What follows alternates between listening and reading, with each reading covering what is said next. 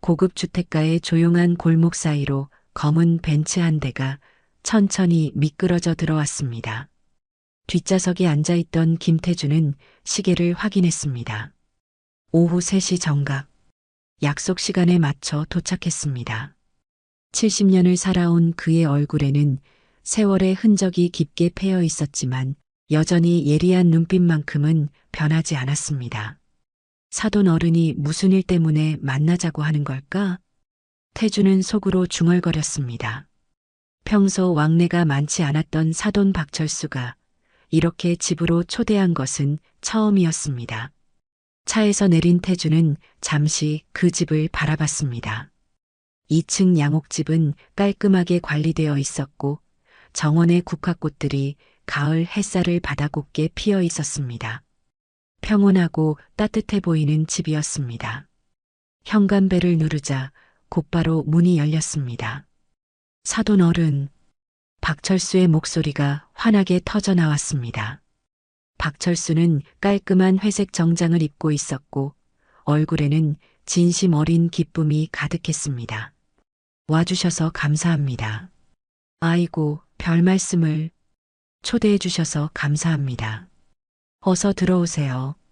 박철수의 아내가 현관 안쪽에서 나왔습니다. 박 여사는 단정한 한복을 차려입고 있었고 환한 미소로 태준을 맞았습니다. 사부인 안녕하세요. 건강하시죠? 네, 덕분에 잘 지내고 있어요.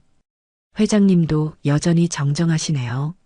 거실로 들어서자 따뜻한 온돌 바닥의 온기가 발끝으로 전해졌습니다. 아버님, 계단에서 며느리 유진의 목소리가 들려왔습니다. 그녀는 단정한 베이지색 니트와 긴 치마를 입고 내려왔는데 언제나 그랬듯 단아하고 예의 바른 모습이었습니다. 유진아, 오랜만이구나. 네, 아버님 보고 싶었어요. 오늘 아버님 오신다고 일찍부터 와서 준비하고 있었어요. 유진은 상냥한 목소리로 말하며 태준의 코트를 받아 정성스럽게 걸어두었습니다. 그러고 보니 민준이 놈이 요즘 바쁘다고 하던데 괜찮니? 네, 검찰청 일이 워낙 바쁘시잖아요. 잠시 후 거실 탁자에는 정성스럽게 차린 다과상이 놓였습니다. 김이 모락모락 나는 녹차 정갈하게 썬 사과와 배, 고급스러운 한과까지 중요한 손님을 정성껏 대접하는 모습이었습니다. 차를 마시며 이어진 대화는 평범한 안부 인사였습니다. 날씨 얘기, 건강 얘기, 요즘 경기 걱정까지 화기애애한 분위기 속에서 시간이 흘렀습니다. 한참을 그렇게 담소를 나누던 중 유진이 자연스럽게 일어났습니다. 저는 부엌 정리 좀 하고 있을게요. 어른들끼리 편하게 이야기하세요. 그녀가 자리를 뜨자 박철수가 잠시 주변을 살피더니 몸을 앞으로 기울였습니다. 사돈 어른, 사실 오늘 중요한 부탁이 있어서 모시게 되었습니다. 태준이 찻잔을 내려놓으며 대답했습니다. 죄송하지만 그 전에 잠시 화장실 좀 다녀와도 될까요? 그럼요. 계단 쪽으로 가시면 바로 보일 겁니다. 박철수가 친절하게 안내했습니다. 태준은 천천히 일어나 계단을 향해 걸었습니다. 그러다 중간쯤 갑자기 멈췄습니다. 주방에서 날카로운 여자 목소리가 들려왔던 것입니다. 아, 이게 뭐야? 그 목소리는 며느리 유진 목소리였습니다. 하지만 방금 전까지 자신에게 보여준 그 다정하고 예의 바른 목소리와는 완전히 달랐습니다. 얼음장처럼 차갑고 날카로운 목소리였습니다. 태준의 심장이 빨라지기 시작했습니다. 접시에 물기가 다 남아있잖아. 몇 번을 말해야 알아들어? 유진의 목소리가 더욱 거칠어졌습니다. 태준은 조심스럽게 몸을 숙여 주방 쪽을 내려다봤습니다. 그리고 그가 본 광경에 온몸이 굳어버렸습니다. 유진이 한 여자의 뺨을 세게 때리고 있었습니다. 죄송해요. 다시 할게요. 맞은 여성은 앞치마를 두른 채 고개를 숙이고 있었습니다. 다시? 처음부터 제대로 하면 될 걸 왜 다시 해? 정말 답답해. 바로 그 순간이었습니다. 그 여자가 잠시 고개를 들었고 태주는 그 얼굴을 똑똑히 볼 수 있었습니다. 시간이 멈춘 것 같았습니다. 태준의 숨이 목구멍에서 멈췄습니다. 순간 35년 전 잃어버린 딸의 얼굴이 눈앞에 선명하게 떠올랐습니다. 동그랗고 순한 눈, 작고 오똑한 코, 얇은 입술. 너무나 닮아 있었습니다. 어떻게 이렇게 닮을 수가. 태준의 가슴이 격렬하게 뛰기 시작했습니다. 온몸에 소름이 돋았습니다. 하지만 그 아이는 머릿속이 복잡해졌습니다.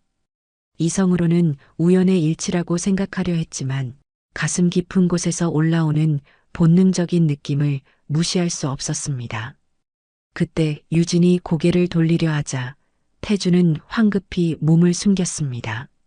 계단 벽에 등을 기댄 채 거친 숨을 몰아쉬었습니다. 화장실로 들어간 태주는 거울 앞에 섰습니다. 얼굴이 창백해져 있었습니다. 차가운 물을 떠서 얼굴을 여러 번 씻었습니다. 하지만 마음의 동요는 가라앉지 않았습니다. 진정해. 세상에 닮은 사람이 얼마나 많은데. 하지만 아무리 자신을 달래려 해도 가슴 한편의 의심은 사라지지 않았습니다. 그리고 유진이 보여준 그 차가운 모습도 계속 뇌리에 맴돌았습니다. 한참을 그렇게 서 있다가 태주는 다시 거실로 내려갔습니다. 최대한 평정심을 유지하려 애썼지만 박철수는 그의 변화된 표정을 놓치지 않았습니다. 회장님, 괜찮으세요? 얼굴이 좀 안 좋아 보이는데. 아, 괜찮습니다. 그냥 좀 피곤해서. 태주는 억지로 웃으며 소파에 앉았습니다. 그 이후부터 박철수의 이야기는 더 이상 귀에 들어오지 않았습니다. 온 신경이 주방 쪽으로 쏠려 있었습니다. 새로운 유통업 분야인데 회장님의 경험과 네트워크가 꼭 필요합니다. 박철수가 열심히 설명했지만 태준의 머릿속은 온통 그 여자 생각뿐이었습니다. 어떻게 생각하세요? 박철수가 기대에 찬 눈으로 바라봤습니다. 태준은 당황했습니다. 무슨 말을 하고 있었는지 전혀 듣지 못했던 것입니다. 사돈어른 죄송합니다. 오늘 몸이 좀 안 좋아서 집중이 잘 안 되네요. 태준의 말에 박철수의 표정이 경직됐습니다. 그 표정은 한편으로 섬뜩하기도 했습니다. 그렇군요. 그럼 시간 날 때 다시. 네, 긍정적으로 검토해 보겠습니다. 오늘은 이만 들어가 봐야겠네요. 태준이 자리에서 일어나자 박 여사가 아쉬워했습니다. 벌써 가세요? 저녁이라도 드시고 가시죠. 감사하지만 오늘은 정말 몸이 안 좋아서. 다음에 꼭 함께 식사하죠. 현관으로 나가는 길에 태주는 자연스럽게 주방 쪽을 흘끗 돌아봤습니다. 그 여자가 조용히 설거지를 하고 있었습니다. 멀리서 보는 뒷모습만으로도 가슴이 두근거렸습니다. 현관에서 인사를 나누며 태주는 애써 태어난 척했습니다. 오늘 좋은 시간이었습니다. 사업 건은 검토해보고 연락드리겠습니다. 네, 사돈어른. 몸조리 잘하시고요. 그날 밤 태준의 저택은 고요했습니다. 태준은 낡은 가죽 의자에 깊숙이 몸을 맡긴 채 손가락으로 관자놀이를 지그시 눌렀습니다. 머리가 지끈지끈 아팠습니다. 태준은 떨리는 손으로 옆에 있던 서랍을 열었습니다. 깊숙한 곳에 소중히 간직해둔 낡은 사진첩이 있었습니다. 먼지가 살짝 앉은 표지를 조심스럽게 털어내고 펼쳤습니다. 첫 번째 페이지에 붙어 있는 사진 속에서 어린 수아가 환하게 웃고 있었습니다. 하얀 원피스를 입고 아빠 품에 안겨 있는 모습이었습니다. 아내 한미경도 옆에서 행복한 미소를 짓고 있었습니다. 수아야. 태준의 목소리가 떨렸습니다. 사진을 가슴에 꼭 안으며 눈가에 뜨거운 것이 맺혔습니다. 근데 그 아이는 죽었는데. 이성적으로는 불가능한 일이라고 생각했습니다. 하지만 가슴 깊은 곳에서 올라오는 이 강렬한 느낌은 뭘까요? 아무래도 안 되겠어. 확인해 봐야겠어. 태주는 사진첩을 꽉 안으며 결심을 굳혔습니다. 이대로 있다가는 평생 후회할 것 같았습니다. 그런데 어떻게 확인하지? 문제는 방법이었습니다.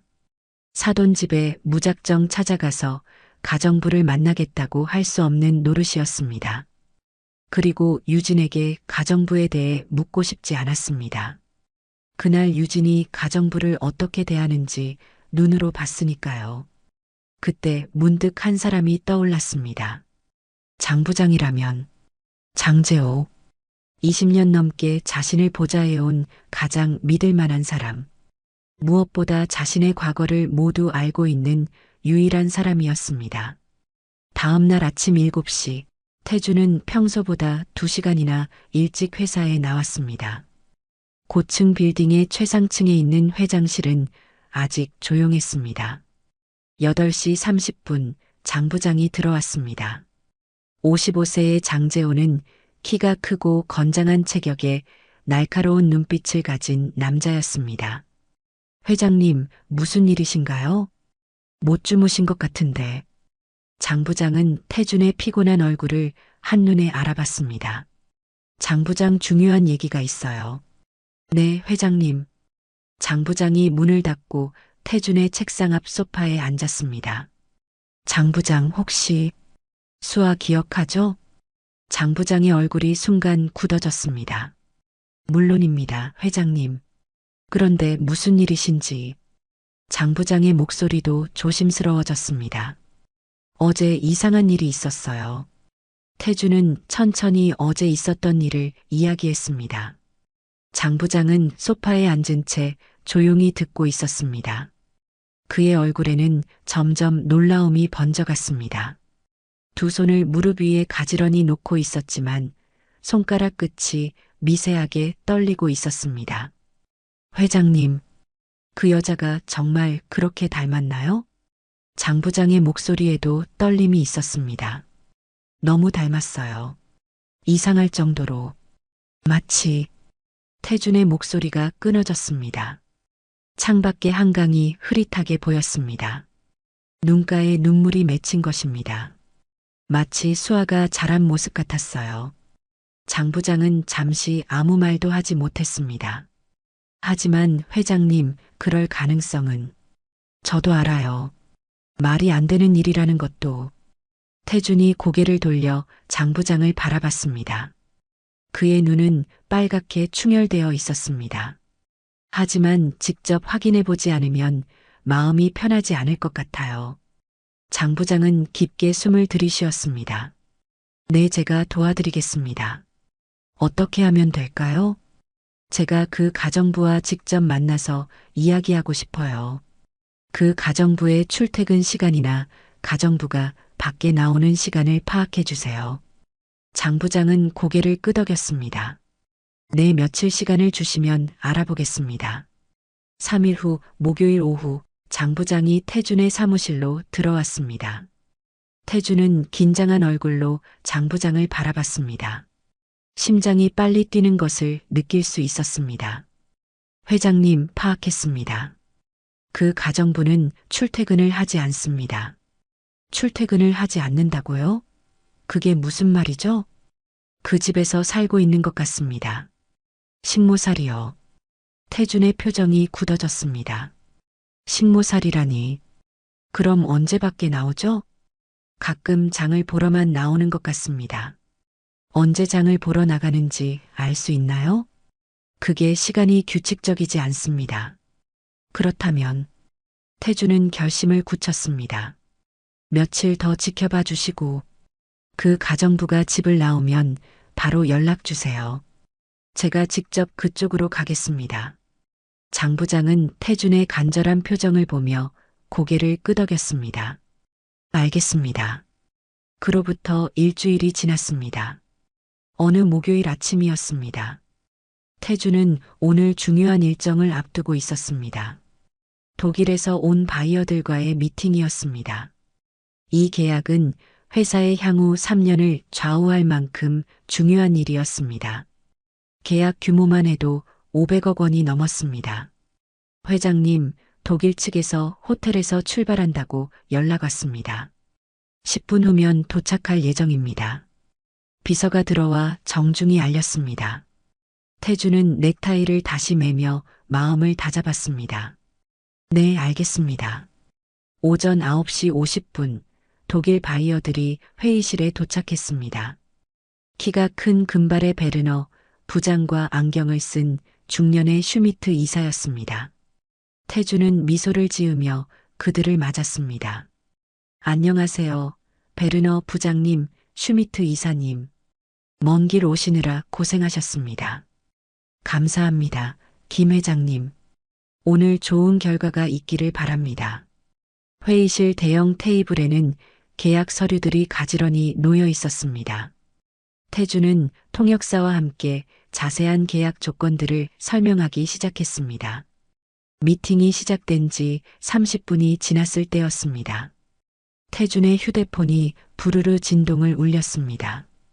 평소 같으면 무시했을 텐데 발신자가 장 부장이었습니다.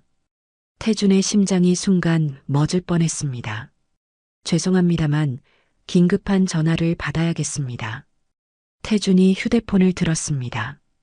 독일 바이어들이 의아한 표정을 지었지만 태준은 신경 쓸 겨를이 없었습니다. 회장님, 지금 나왔습니다. 장 부장의 급한 목소리가 들려왔습니다. 지금 출발하셔야 만날 수 있을 것 같습니다. 태준의 머릿속이 하얗게 변했습니다. 이 순간을 놓칠 수 없었습니다. 회장님, 괜찮으신가요? 베르너 부장이 말했지만 태준은 이미 자리에서 일어나고 있었습니다. 죄송합니다만 지금 당장 나가야 할 일이 생겼습니다. 회의실 안이 순간 정적에 휩싸였습니다. 500억 원짜리 계약을 앞두고 갑자기 자리를 뜬다는 것은 상상할 수 없는 일이었습니다. 회장님, 하지만 이 계약은 비서가 당황하며 말했지만 태준의 마음은 이미 결정되어 있었습니다. 이 계약보다 더 중요한 일입니다. 독일 바이어들도 어리둥절한 표정이었습니다. 이런 경우는 처음이었습니다. 김 회장님, 우리는 오늘 오후 비행기로 알고 있습니다. 죄송합니다. 태준은 정중히 고개를 숙이며 회의실을 나섰습니다. 뒤에서 웅성거리는 소리가 들렸지만 돌아보지 않았습니다. 엘리베이터를 타고 지하 주차장으로 향하는 태준의 가슴은 격렬하게 뛰고 있었습니다. 손이 떨려서 차 키를 제대로 잡기도 어려웠습니다. 차에 시동을 걸며 태준은 하늘을 향해 조용히 기도했습니다. 딸을 찾을 수 있을까? 검은 벤츠는 서울 시내를 가르며 질주했습니다. 30분 뒤 태준의 차는 중앙전통시장 앞에 멈췄습니다. 전통시장의 따뜻한 공기가 풍겨왔습니다. 김이 모락모락 나는 호떡 냄새와 갓 손질한 생선의 비린내가 뒤섞여 독특한 향을 만들어냈습니다. 태준은 시장 입구에서 주변을 둘러봤습니다. 저 멀리 채소 가게 앞에서 하얀 앞치마를 두른 여자가 보였습니다.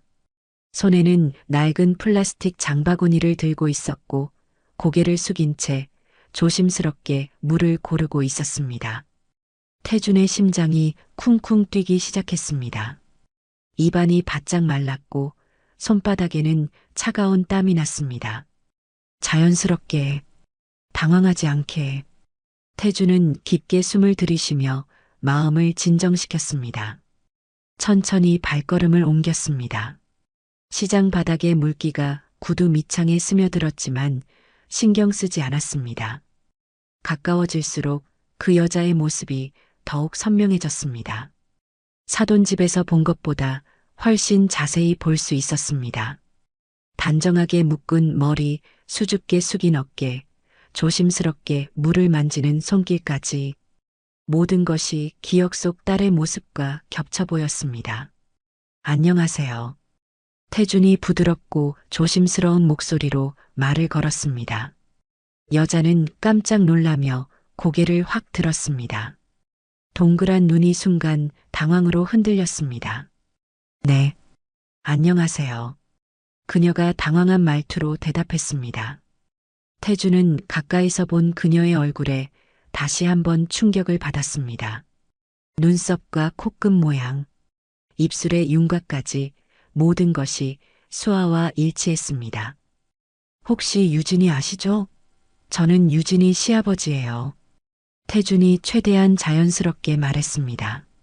그 순간 그녀의 표정이 미묘하게 변했습니다. 마치 차가운 바람이 등뼈를 스치고 지나간 것처럼 몸을 움츠렸습니다. 아, 네, 유진이. 그녀가 머뭇거리며 대답했습니다. 태주는 그 반응을 보며 속으로 생각했습니다. 긴장하는구나. 갑자기 낯선 사람이 말을 걸어서 그런가 보다. 자연스럽게 풀어줘야겠어. 아, 놀라셨나요? 제가 너무 갑작스럽게 말을 걸어서. 태준이 더욱 부드럽고 온화한 목소리로 말했습니다. 아니에요. 그녀가 고개를 더욱 숙이며 작은 목소리로 대답했습니다. 여전히 긴장한 모습이었지만 완전히 경계하지는 않는 것 같았습니다. 유진이가 항상 고마워한다고 하더라고요. 집안일 많이 도와주신다면서요. 태준이 자연스럽게 대화를 이어갔습니다. 아, 네. 그녀가 더욱 작은 목소리로 대답했습니다. 여전히 태준의 눈을 제대로 마주치지 못하고 있었습니다. 시선이 계속 바닥이나 장바구니를 향했습니다. 발끝으로 바닥의 작은 돌멩이를 건드리며 불안해하는 모습이었습니다. 태준은 주변을 슬쩍 둘러봤습니다. 시장 사람들이 자꾸 호기심 어린 눈으로 쳐다보고 있었습니다. 아, 여기 서서 얘기하니까 불편하시죠? 추운데 따뜻한 곳에서 차나 한잔 하실까요? 태준이 조심스럽게 제안했습니다. 손짓으로 시장 입구 쪽을 가리켰습니다. 저 멀리 작은 카페에 따뜻한 불빛이 아늑하게 보였습니다. 그녀가 잠시 망설였습니다. 장바구니 손잡이를 꽉 움켜쥐고 주변을 불안하게 두리번거렸습니다. 마치 누군가가 지켜보고 있는지 확인하는 것 같았습니다. 입술을 지그시 깨물며 고민하는 모습이었습니다. 빨리 들어가야 해요. 그녀가 거의 속삭이듯 작은 목소리로 말했습니다. 목소리 끝이 떨렸습니다. 잠깐이면 돼요. 따뜻한 차 한잔 하시면서 편하게 얘기해요. 태준이 더욱 온화하고 자상한 목소리로 말했습니다. 그녀를 강요하지 않으려고 조심스럽게 말했습니다. 그녀는 잠시 더 망설이다가 작게 고개를 끄덕였습니다. 네, 잠깐만이면. 작은 카페는 시장의 소음과는 완전히 다른 세계였습니다. 오래된 라디오에서 흘러나오는 70년대 가요가 정겹게 울려 퍼졌고 갓 내린 원두 커피의 진한 향이 코끝을 자극했습니다. 태주는 가장 조용한 구석자리로 그녀를 안내했습니다. 다른 손님들의 시선이 닿지 않는 곳이었습니다. 여기 앉으세요. 그녀는 조심스럽게 의자 끝에 살짝 걸터 앉았습니다. 등받이에 기대지도 않고 가장자리에만 앉아 있었습니다. 장바구니를 무릎 위에 올리고 두 손으로 꽉 안고 있었습니다. 뭘 드실까요? 태준이 부드럽게 물었습니다. 저는 아무거나. 그녀가 거의 속삭이듯 대답했습니다. 따뜻한 차 2잔 주세요. 태준이 카페 사장에게 주문했습니다. 잠시 후 김이 모락모락 나는 따뜻한 차가 나왔습니다. 그녀는 두 손으로 찻잔을 조심스럽게 감쌌습니다. 마치 그 온기에서 위안을 찾는 것처럼 보였습니다. 작은 한 모금을 마신 후 살짝 안도의 표정을 지었습니다. 성함이 어떻게 되세요? 태준이 부드럽게 물었습니다. 영희, 박영희예요. 그녀가 찻잔을 내려놓으며 작은 목소리로 대답했습니다. 박영희, 수아가 아니구나. 태준은 살짝 실망했습니다. 하지만 이름만으로는 판단할 수 없었습니다. 영희 씨, 좋은 이름이네요. 저는 김태준이라고 해요. 태준이 따뜻한 미소를 지으며 자신을 소개했습니다. 네. 영희가 고개를 살짝 들며 대답했습니다. 언제부터 유진이네 집에서 일하셨어요? 태준이 조심스럽게 물었습니다. 오래됐어요. 아주 오래. 영희는 구체적인 대답을 하지 않았습니다. 마치 정확한 기억이 나지 않는 것 같았습니다. 힘들지 않으세요? 괜찮아요. 저는 괜찮아요. 영희가 고개를 끄덕였습니다. 하지만 그 목소리에는 어딘지 모를 슬픔이 묻어 있었습니다. 잠시 침묵이 흘렀습니다. 카페 안에서는 옛날 가요가 잔잔하게 흘러나오고 있었습니다. 옛사랑이라는 노래였는데 그 멜로디가 묘하게 애틋했습니다. 영희 씨는 혹시 가족이 있으세요? 태준이 중요한 질문을 조심스럽게 던졌습니다. 목소리를 더욱 부드럽게 낮췄습니다. 심장이 빨리 뛰기 시작했습니다. 가족. 영희가 찻잔을 든 손을 멈췄습니다. 그 단어를 반복하며 뭔가 깊이 생각하는 것 같았습니다. 눈빛이 흐려졌습니다. 혹시 부모님은 어디 계세요? 태준이 더욱 조심스럽게 물었습니다. 손바닥에 차가운 땀이 났습니다. 그 순간 영희의 몸이 미세하게 떨렸습니다.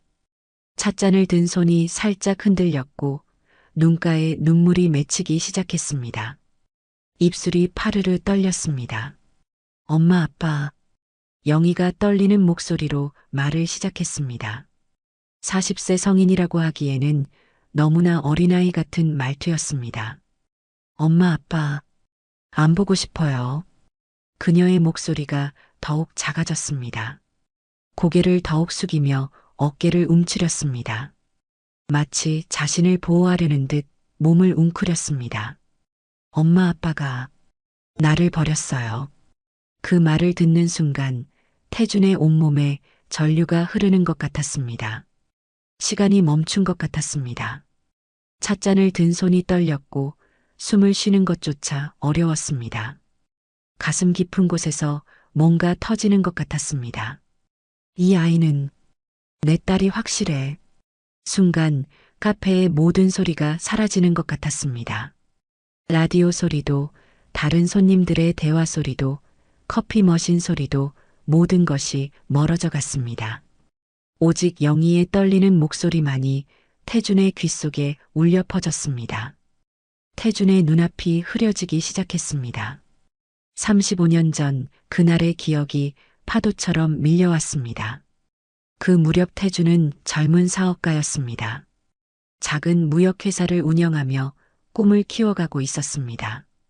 비록 큰 성공은 아니었지만 착실하게 사업을 키워나가며 승승장구하고 있었습니다. 그에게는 소중한 가족이 있었습니다. 사랑하는 아내 한미경과 눈에 넣어도 아프지 않은 두 아이. 하지만 한 가지, 첫째 딸에겐 작은 문제가 있었습니다. 바로 지적장애가 있었습니다. 그래서 부부는 수아를 더욱 애지중지하며 키웠습니다. 수아는 비록 또래보다 말이 늦고 행동이 어눌했지만 그 순수한 미소만으로도 집안을 환하게 밝혔습니다. 하지만 그 행복은 1989년 5월 어느 날 산산조각이 나고 말았습니다. 한미경이 집에서 빨래를 널고 있을 때 수아는 집 앞 놀이터에서 혼자 놀고 있었습니다.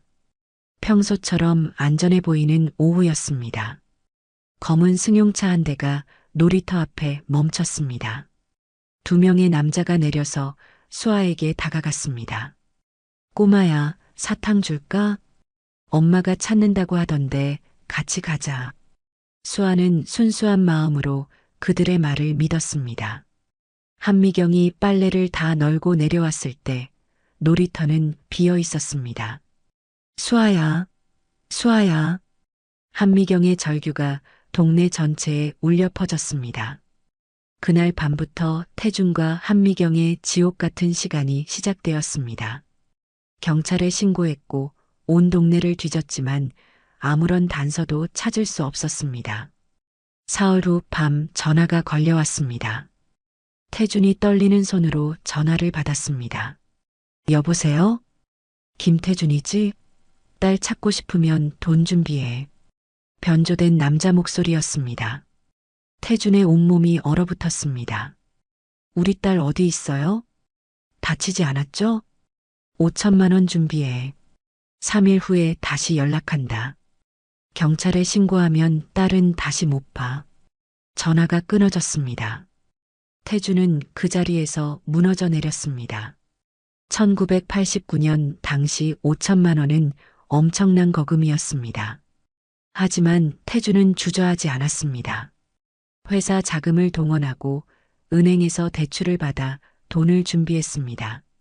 딸을 위해서라면 무엇이든 할 수 있었습니다. 하지만 태준은 경찰에 신고하지 않을 수 없었습니다.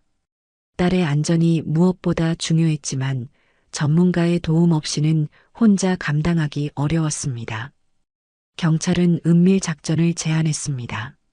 저희가 숨어서 범인을 체포하겠습니다. 아이의 안전을 최우선으로 하겠습니다. 태준은 고민 끝에 동의했습니다. 하지만 그것이 돌이킬 수 없는 실수였습니다. 거래 당일 밤 한강 반포대교 아래는 적막했습니다. 가로등 불빛만이 어둠을 조금씩 밝히고 있었습니다. 태준은 돈가방을 들고 약속 장소에서 기다렸습니다. 경찰들은 곳곳에 숨어 있었습니다. 밤 12시 정각 검은 승용차 한 대가 나타났습니다. 차에서 남자 둘이 내렸습니다. 하지만 수아는 보이지 않았습니다. 돈 가져왔나? 우리 딸은 어디 있어요? 먼저 딸을 보여주세요. 돈부터 줘. 확인하고 딸 데려올게. 바로 그때 경찰들이 일제히 나타났습니다. 경찰이다. 꼼짝 마. 범인들은 당황했습니다. 그들 중 하나가 소리쳤습니다. 이 자식이 경찰을 불렀어. 범인들은 차에 뛰어타고 도주했습니다. 경찰차들이 뒤쫓았지만 미로 같은 강변도로에서 놓치고 말았습니다. 결국 돈도 잃고 딸도 찾지 못했습니다. 그 후 6개월간 수색 작업이 이어졌습니다. 하지만 수아의 행방은 묘연했습니다. 범인들도 딸도 흔적조차 찾을 수 없었습니다. 한미경은 날이 갈수록 쇠해갔습니다. 밥도 제대로 먹지 않고 밤마다 수아의 이름을 부르며 울었습니다. 수아야, 엄마가 미안해. 엄마가 잘못했어. 태준도 자책감에 시달렸습니다. 경찰에 신고한 것이 잘못이었나? 다른 방법은 없었을까? 매일 밤 그런 생각에 잠들지 못했습니다. 1년 후 한미경이 쓰러졌습니다. 딸을 잃은 충격으로 면역력이 급격히 떨어진 것이었습니다. 여보, 수아를 찾아줘요. 우리 딸을 찾아줘요. 한미경이 병상에서 계속 중얼거렸습니다. 태준은 아내의 손을 꽉 잡고 약속했습니다. 꼭 찾을 거야. 하지만 한미경은 2년 후 세상을 떠났습니다. 딸을 향한 그리움을 품은 채로 어린 민준에게는 진실을 말할 수 없었습니다. 아빠, 누나는 어디 갔어요? 누나는 병에 걸려서 하늘나라로 갔단다. 그렇게 35년이 흘렀습니다. 태준은 성공한 기업인이 되었지만 가슴 한편에는 항상 빈 공간이 있었습니다. 카페의 따뜻한 온기가 태준의 뺨을 스쳤습니다. 눈앞에는 여전히 영희가 앉아 있었습니다. 태준의 마음은 확신으로 가득 찼습니다. 외모, 나이, 지적장애, 모든 것이 완벽하게 일치했습니다. 바로 그때였습니다. 아버님, 여기서 뭐 하시는 거예요? 날카롭고 차가운 목소리가 카페 입구에서 들려왔습니다. 태준과 영희가 동시에 고개를 돌렸습니다. 유진이 서 있었습니다. 얼굴에는 당황과 분노가 뒤섞인 표정을 짓고 있었습니다. 평소에 다정한 며느리 모습은 온데간데 없었고 날카로운 눈빛이 테이블 위에 두 사람을 훑어봤습니다. 영희는 유진을 보는 순간 몸을 움츠렸습니다. 찻잔을 든 손이 부들부들 떨렸고 얼굴이 순식간에 창백해졌습니다. 마치 천둥 소리를 들은 작은 동물처럼 몸을 웅크렸습니다. 유진아. 태준이 당황하며 자리에서 일어났습니다. 영희야, 너 왜 여기 있어? 유진이 차가운 목소리로 영희에게 물었습니다. 평소 태준에게 보여주던 그 다정한 목소리와는 완전히 달랐습니다. 얼음처럼 차갑고 날카로웠습니다. 영희는 고개를 더욱 숙였습니다. 장바구니를 가슴에 꽉 안고 몸을 떨었습니다. 죄송해요. 저는 그냥 영희의 목소리가 거의 들리지 않을 정도로 작아졌습니다. 마치 벌을 받을 것을 각오하고 있는 것 같았습니다. 아, 내가 우연히 만나서 차 한 잔 사드린 거다. 태준이 다급하게 끼어들었습니다. 영희를 보호하고 싶었습니다. 유진의 눈빛이 더욱 날카로워졌습니다. 뭔가 의심스럽다는 표정이었습니다. 시선이 테이블 위의 찻잔들을 훑어본 후 다시 태준과 영희를 번갈아 봤습니다. 그렇군요. 유진이 차갑게 대답했습니다. 하지만 그 목소리에는 의심과 경계심이 가득했습니다. 영희야, 빨리 가자. 유진이 영희의 팔을 잡았습니다. 그 손길이 부드럽지 않았습니다. 영희는 아무 말도 하지 못한 채 일어났습니다.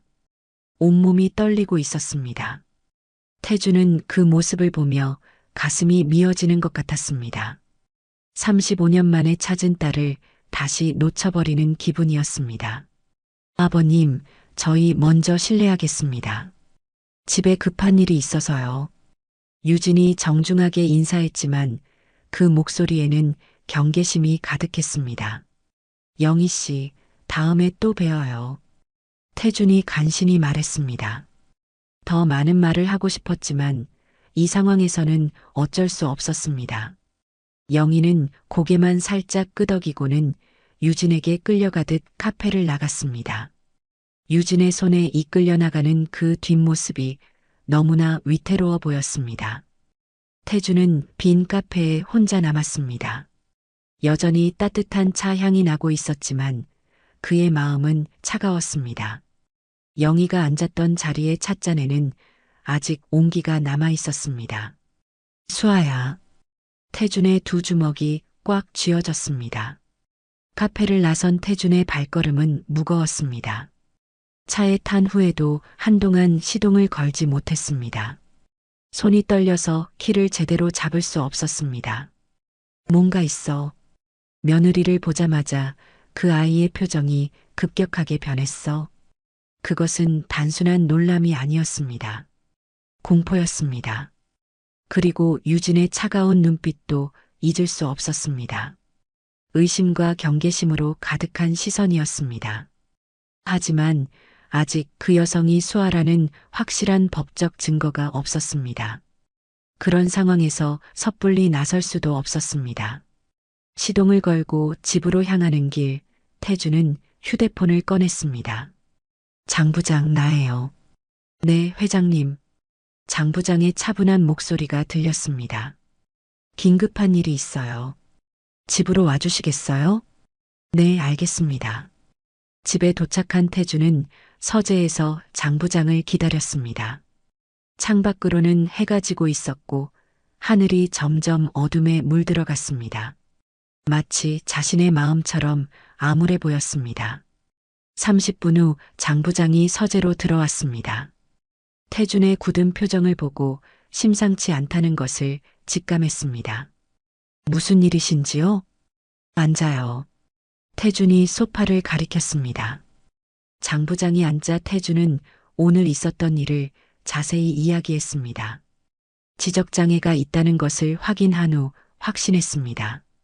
그 아이가 내 딸이라는 것을.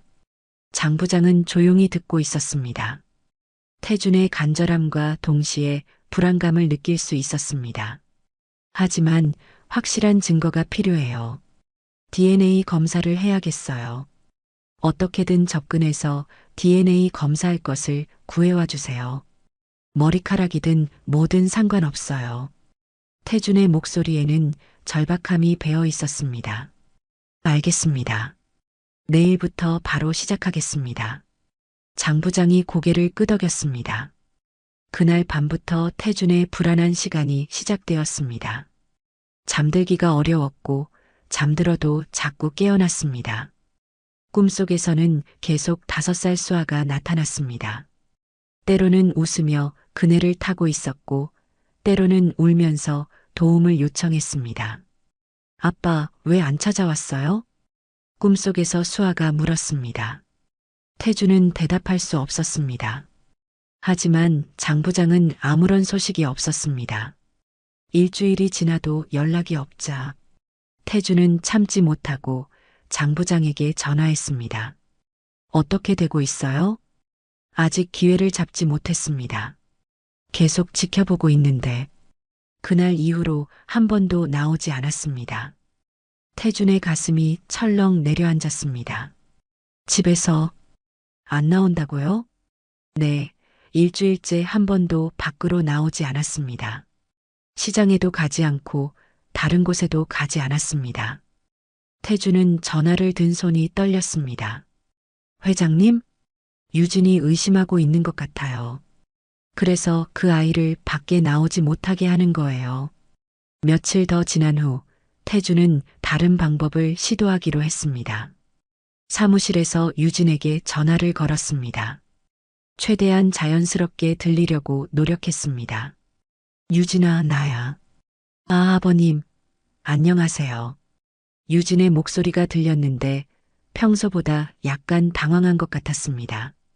저번에 사돈 어른이 제안하신 사업건 말이야. 긍정적으로 검토해 봤는데 직접 만나서 자세한 얘기를 하면 좋겠어. 내가 사돈 어른 집으로 갈게. 아, 그 사업건 말씀이시군요. 유진의 목소리가 더욱 당황스러워졌습니다.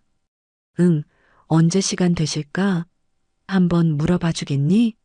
네, 알겠습니다. 전해드릴게요. 전화를 끊은 후 태주는 기다렸습니다. 하지만 1시간이 지나도 연락이 없었습니다. 몇 시간 후 유진에게서 전화가 왔습니다. 아버님, 아까 말씀하신 사업건요. 아버지가 요즘 좀 바쁘시다고 하세요. 여유로워지시면 다시 연락드린다고 하시네요. 태주는 그 말을 들으며 직감했습니다.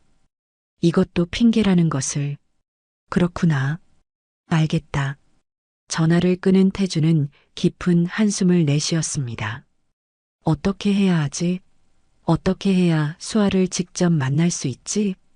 태주는 의자에 깊이 앉아 천장을 바라봤습니다. 형광등의 하얀 불빛이 눈부셨지만 마음은 점점 더 어두워졌습니다. 시계를 보니 밤 10시가 넘어가고 있었습니다. 그때 태준의 시선이 책상 모서리에 놓인 작은 액자에 머물렀습니다. 검은 법복을 입고 환하게 웃고 있는 아들의 모습이 보였습니다. 민준이 검사가 되던 날 찍은 사진이었습니다. 그 순간 태준의 머릿속에 한 가지 생각이 번개처럼 스쳤습니다.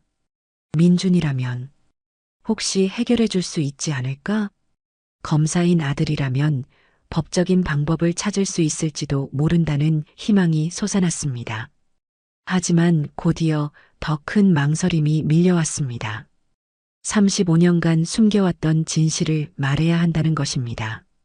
누나가 병으로 죽었다고 믿고 살아온 아들에게 모든 것이 거짓말이었다고 말해야 했습니다. 게다가 그 누나가 아내 집에 가정부로 있다고 말해야 했습니다. 또한 며느리가 수상하다고도 말해야 했습니다. 태주는 의자에서 일어나 창가로 걸어갔습니다. 차가운 유리창에 이마를 대고 깊은 숨을 내쉬었습니다.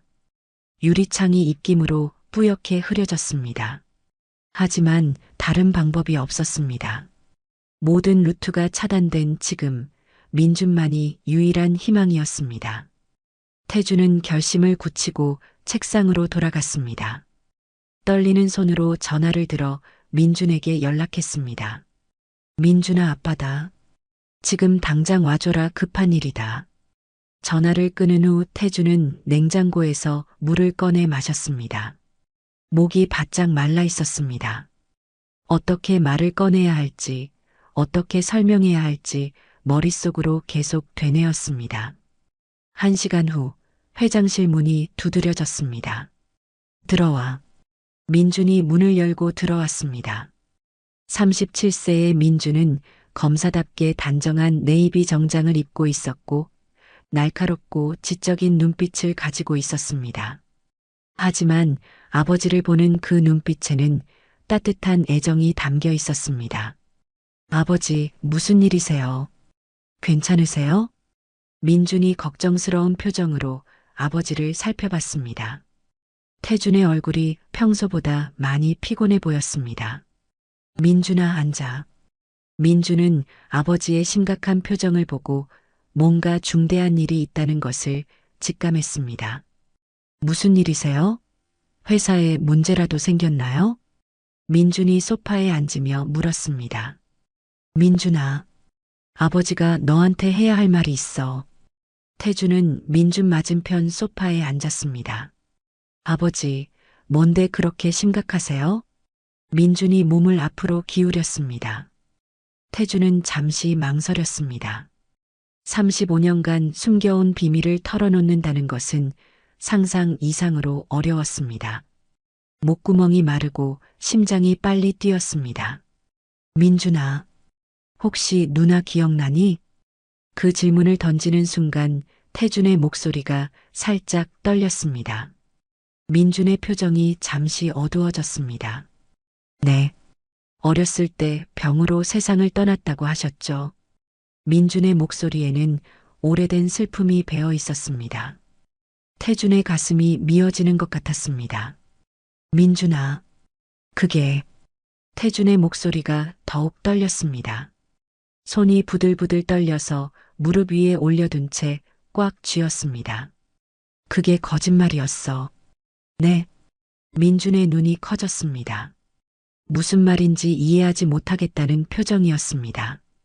누나가 병으로 죽었다는 게 거짓말이었어. 태준이 더욱 명확하게 말했습니다. 아버지, 무슨 말씀이세요? 민준의 목소리가 떨리기 시작했습니다. 얼굴이 점점 창백해졌습니다. 누나는 죽지 않았어. 유괴당했던 거야. 그 말을 듣는 순간 민준의 얼굴에서 모든 혈색이 빠졌습니다. 마치 머리를 둔기로 강하게 얻어맞은 것 같은 충격이었습니다. 입이 벌어졌지만 아무 소리도 나오지 않았습니다. 유괴당했다고요? 태주는 깊은 숨을 들이쉬고 천천히 35년 전의 이야기를 들려주기 시작했습니다. 민주는 아무 말도 하지 못한 채 듣고 있었습니다. 손이 떨리고 있었고 얼굴은 점점 더 창백해졌습니다. 태준의 목소리도 점점 작아졌습니다. 너한테는 차마 진실을 말할 수 없었다. 너무 어렸고 너마저 상처받을까봐. 미안하다, 민준아. 태준의 목소리가 끝날 무렵 민준은 소파에 깊이 푹 파묻혀 있었습니다. 충격으로 정신이 혼미했습니다. 35년간 알고 있던 모든 것이 거짓이었다는 사실을 받아들이기 어려웠습니다. 그럼 누나가 살아있다는 말씀이세요? 민준이 떨리는 목소리로 물었습니다. 그게... 태준이 더 깊은 숨을 들이쉬었습니다. 이제 더욱 충격적인 이야기를 해야 했습니다. 최근에 딸을 발견한 것 같아. 발견했다고요? 어디서요? 민준이 몸을 앞으로 기울였습니다. 눈빛에 희망과 불안이 동시에 어려 있었습니다. 그게 유진이 집안에 가정부로 있는 것 같다. 뭐라고요? 민준이 벌떡 일어났습니다. 믿을 수 없다는 표정으로 아버지를 바라봤습니다. 유진이네 집에 가정부로요? 응. 사돈집에서 일하고 있는 가정부가 너의 누나 수아인 것 같다. 민주는 머리를 양손으로 감쌌습니다. 너무나 믿기지 않는 이야기였습니다. 죽은 줄 알았던 누나가 살아있다는 것도 엄청난 충격이었는데 그 누나가 자신의 장인어른 집에서 가정부로 일하고 있다니.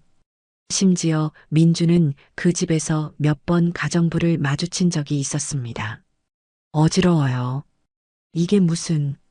민준이 다시 소파에 주저앉았습니다. 온몸에 힘이 빠졌습니다. 아버지, 정말 확실한 거예요? 혹시 다른 사람일 수도... 민준의 목소리에는 간절함이 배어 있었습니다. DNA 검사를 해봐야 100% 확실하겠지만 아버지는 거의 확신해.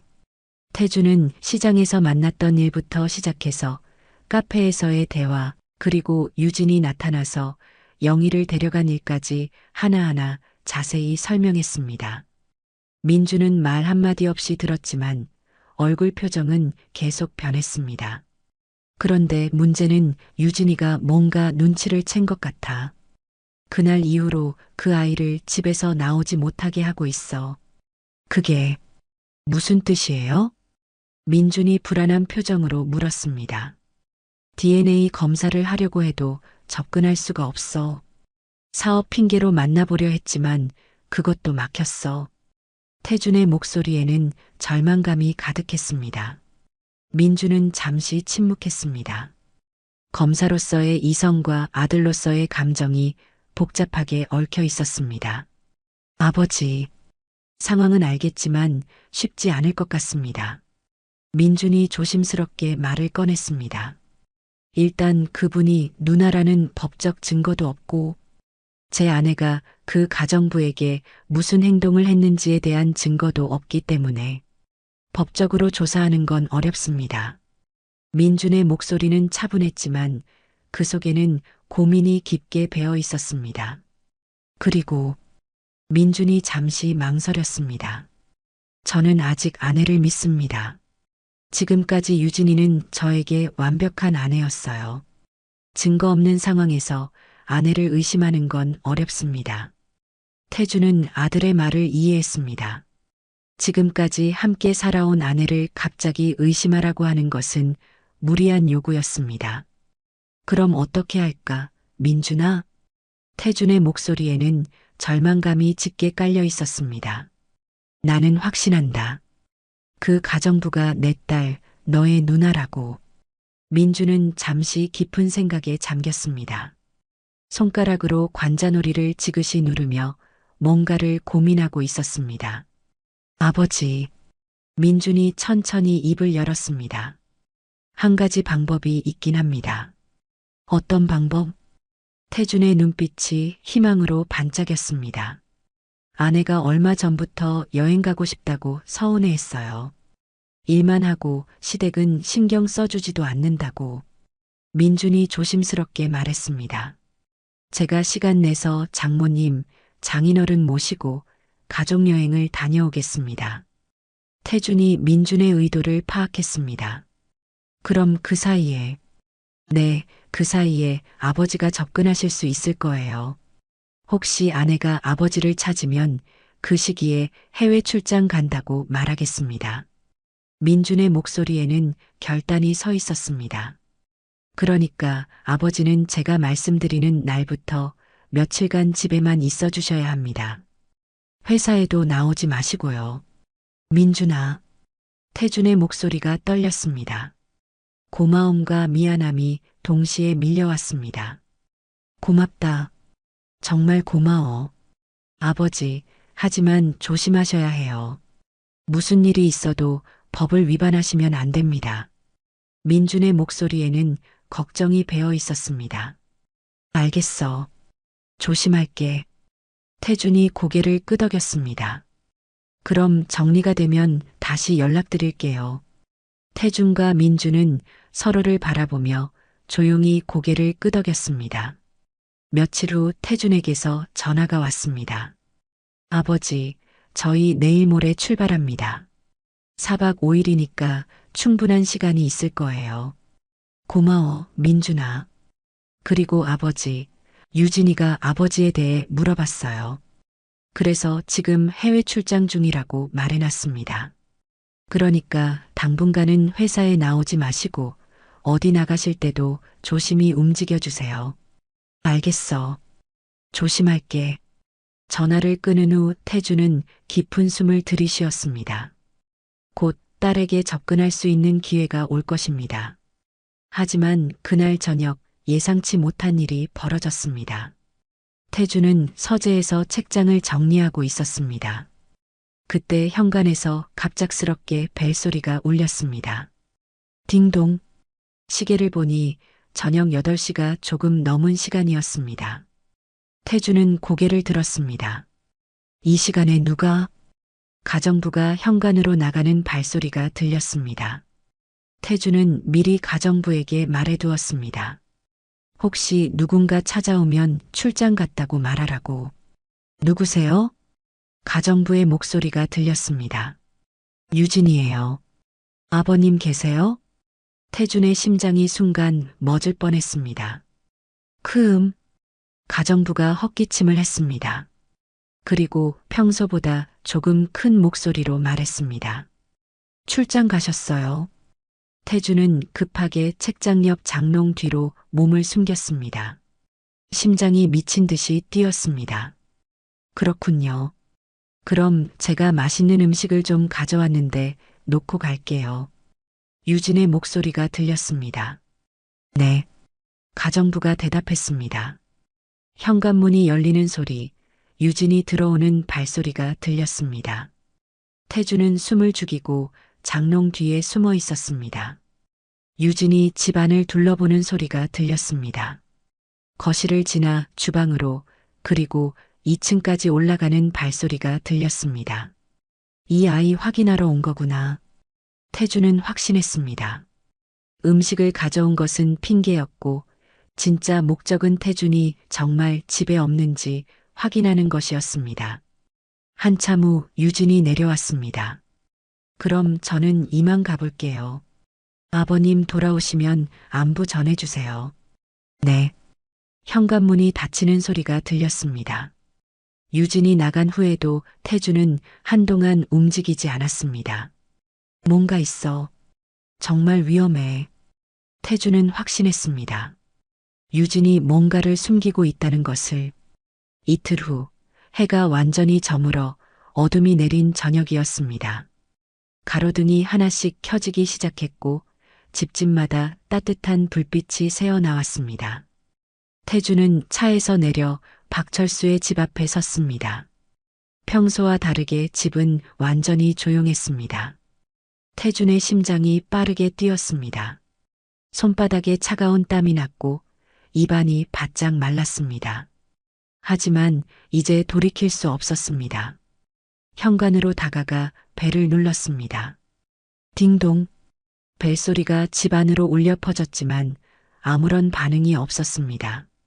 태주는 몇 초 더 기다린 후 다시 벨을 눌렀습니다. 딩동, 딩동. 여전히 아무도 나오지 않았습니다. 태주는 문을 두드렸습니다. 똑똑똑. 아무도 안 계세요? 목소리를 높여 불러봤지만 대답이 없었습니다.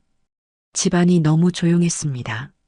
마치 아무도 살지 않는 집 같았습니다. 태주는 점점 불안해지기 시작했습니다. 영희 씨, 혹시 계세요? 태준이 더 큰 소리로 불렀습니다. 하지만 여전히 아무런 반응이 없었습니다. 10분이 넘게 기다렸지만 상황은 변하지 않았습니다. 태준의 불안감은 점점 커져갔습니다. 이거 위험해. 태준의 직감이 위험 신호를 보냈습니다. 그때 민준의 경고가 머릿속에 떠올랐습니다. 아버지, 무슨 일이 있어도 법을 위반하지는 마세요. 하지만 지금 그런 걸 신경 쓸 여유가 없었습니다. 태주는 곧장 장부장에게 전화를 걸었습니다. 장부장 나예요. 지금 여기 수아가 살고 있는 집에 왔어요. 이쪽으로 지금 와주세요. 급한 일입니다. 전화를 끊자마자 태주는 집 주변을 빠르게 돌아봤습니다. 집 뒤쪽으로 돌아가자 작은 골목이 있었습니다. 담장이 있었지만 그리 높지 않았습니다. 70세의 나이에 담을 넘는다는 것은 무모한 일이었지만 태주는 주저하지 않았습니다. 주변을 둘러보니 근처에 주차된 작은 승용차가 있었습니다. 태주는 그 차를 밟고 올라섰습니다. 무릎이 떨렸고 팔에 힘이 없었지만 딸을 구해야 한다는 일념으로 초인적인 힘을 발휘했습니다. 으윽! 신음소리를 내며 간신히 담장 위로 몸을 올렸습니다. 정장 바지가 찢어졌고 손바닥이 까졌지만 신경 쓰지 않았습니다. 담장에서 뛰어내린 태주는 뒷마당에 조용히 착지했습니다. 다리가 후들거렸지만 꾹 참았습니다. 집 뒤쪽 창문들을 살펴봤습니다. 대부분 잠겨 있었지만 작은 창문 하나가 살짝 열려 있었습니다. 태주는 재킷을 벗어 손에 감쌌습니다. 그리고 조심스럽게 창문 유리를 눌렀습니다. 작은 소리가 났지만 이웃들이 들을 만큼 크지는 않았습니다. 창문을 열고 집 안으로 들어갔습니다. 집 안은 어둠에 잠겨 있었습니다. 태주는 휴대폰 손전등을 켜고 조심스럽게 움직였습니다. 발소리가 나지 않게 천천히 걸었습니다. 영희 씨, 수아야. 작은 목소리로 불러봤지만 대답이 없었습니다. 태주는 1층을 하나씩 살펴봤습니다. 거실, 주방, 화장실, 모든 곳이 비어 있었습니다. 수아야, 어디 있니? 목소리를 조금 높였습니다. 하지만 여전히 아무런 반응이 없었습니다. 2층으로 올라갔습니다. 각 방을 하나씩 확인했습니다.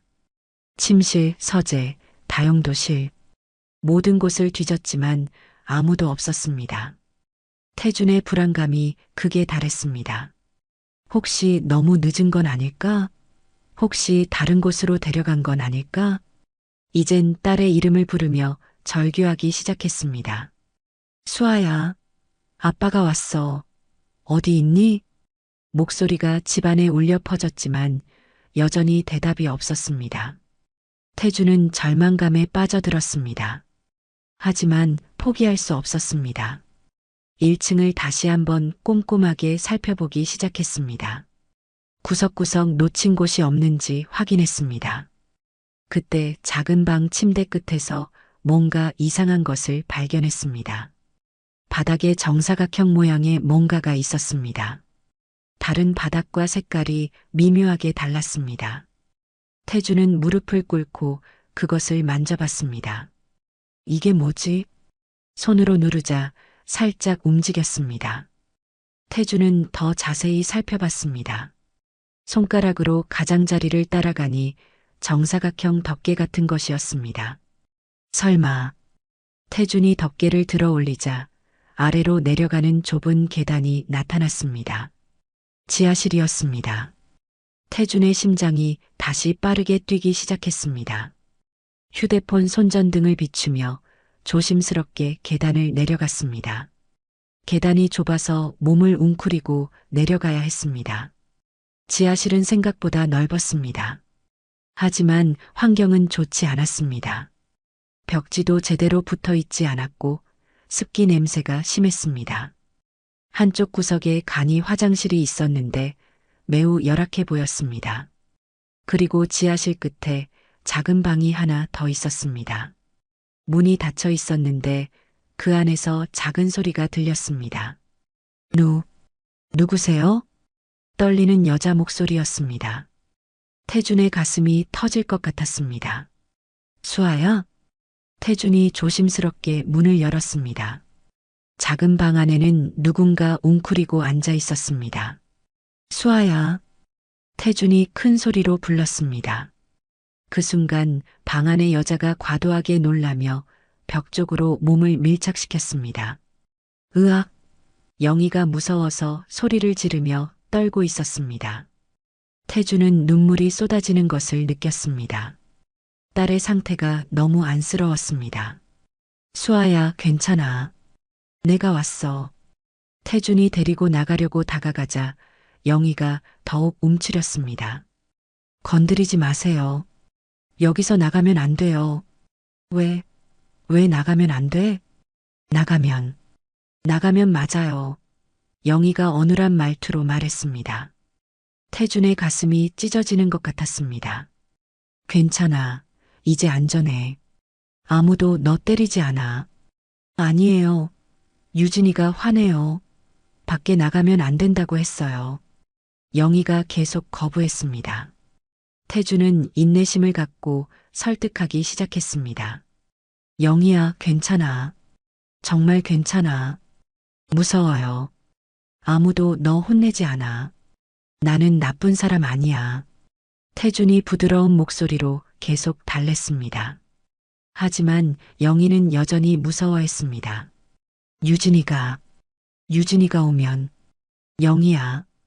태준이 영희의 눈을 바라보며 분명하게 말했습니다. 유진이 다시 안 와. 영원히 안 와. 그 말을 들은 영희의 눈이 커졌습니다. 정말요? 정말이야. 유진이는 멀리 갔어. 다시 돌아오지 않아. 영희가 조금씩 긴장을 풀기 시작했습니다. 정말 안 와요? 응, 정말 안 와. 이제 안전해. 태준이 손을 내밀었습니다. 같이 나가자. 여기보다 따뜻하고 좋은 곳으로 가자. 영희가 잠시 망설이더니 조심스럽게 태준의 손을 잡았습니다.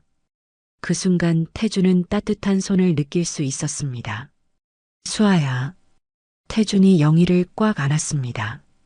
영희는 아직 상황을 완전히 이해하지 못했지만 이 남자가 나쁜 사람은 아니라는 것을 느꼈습니다.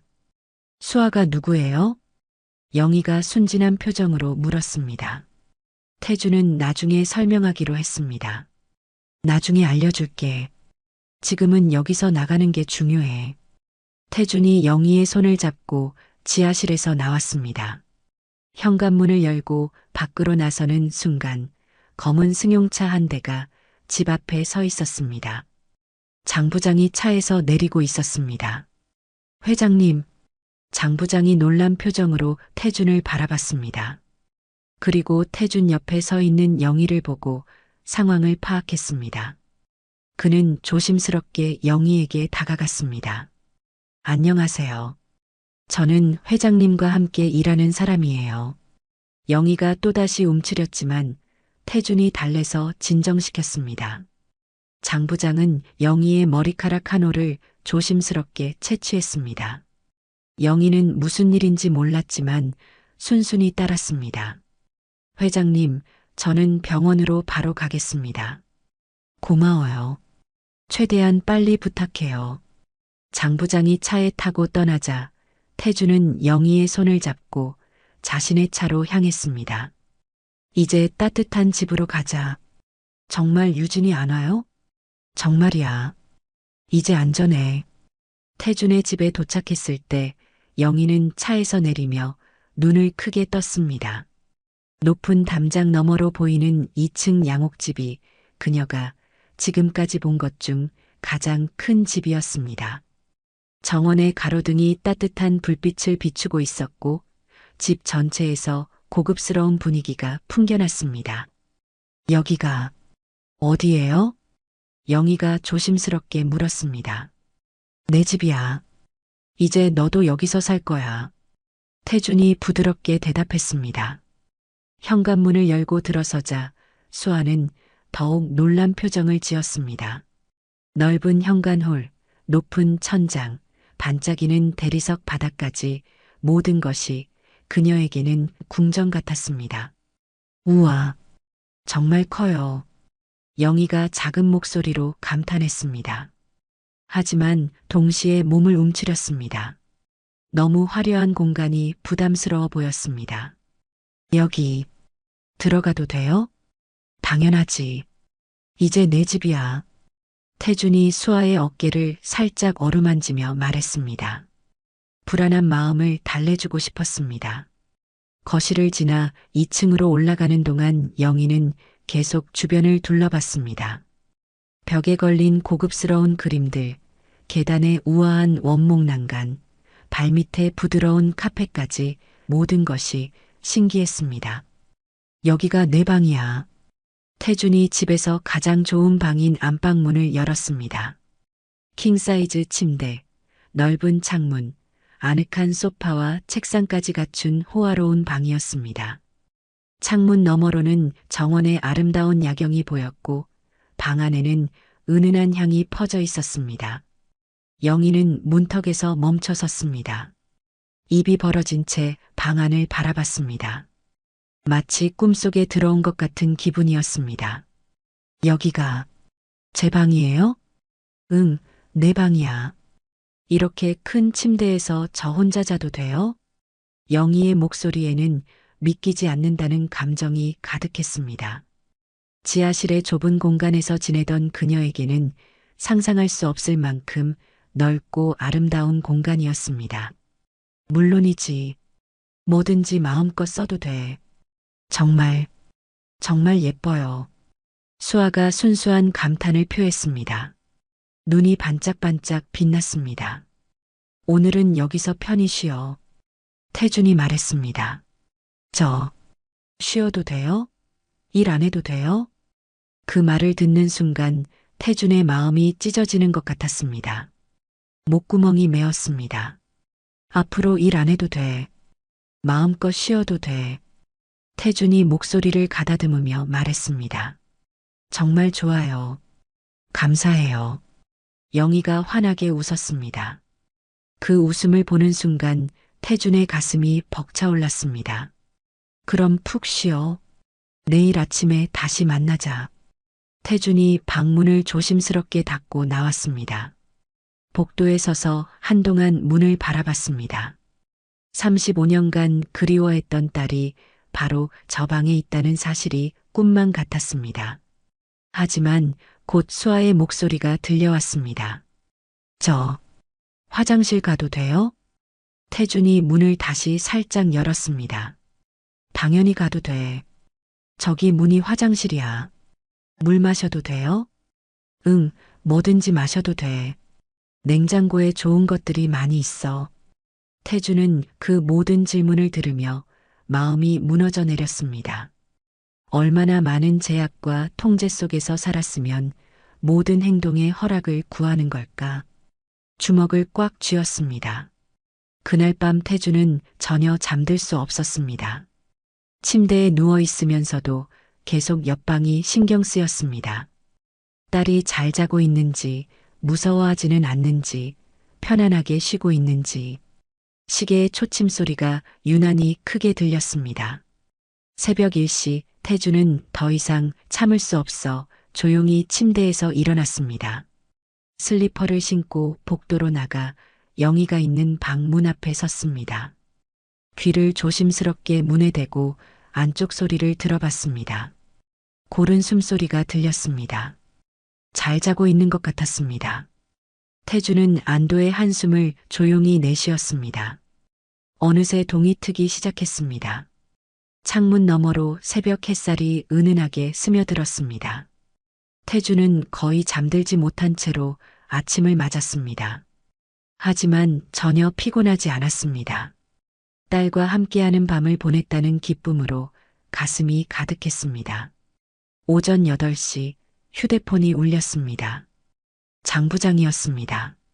태준의 심장이 빨라졌습니다. 회장님, 결과가 나왔습니다.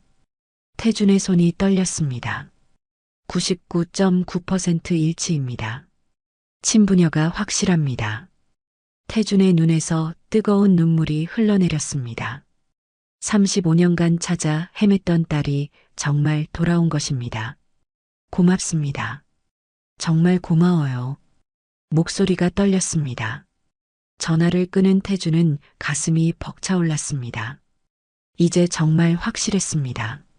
35년간의 그리움이 마침내 결실을 맺는 순간이었습니다. 태준은 깊은 숨을 들이쉬고 조용히 수아의 방으로 향했습니다. 문을 살짝 열고 들여다봤습니다. 수아가 침대에서 편안히 잠들어 있었습니다. 아침 햇살이 그녀의 얼굴을 부드럽게 비추고 있었습니다. 고생 많았구나. 우리 딸. 태준이 작은 목소리로 중얼거렸습니다. 그때 수아가 태준의 기척을 느끼고 살짝 눈을 떴습니다. 태준을 발견하고 깜짝 놀라며 벌떡 일어났습니다. 죄송해요. 그냥 자고 있었어요. 수아가 과민 반응을 보였습니다. 몸이 움츠러들고 눈이 불안하게 흔들렸습니다. 괜찮아, 괜찮아. 태준이 급히 다가가 수아를 진정시켰습니다. 두 손을 부드럽게 잡았습니다. 아무 잘못 안 했어. 자도 돼. 수아가 조금 진정하자 태준은 침대 옆에 조심스럽게 앉았습니다. 수아야, 너한테 중요한 얘기가 있어. 네. 수아가 불안한 눈으로 바라봤습니다. 내가 내 아빠야. 수아의 눈이 동그랗게 커졌습니다. 잠시 말을 하지 못하고 태준을 바라봤습니다.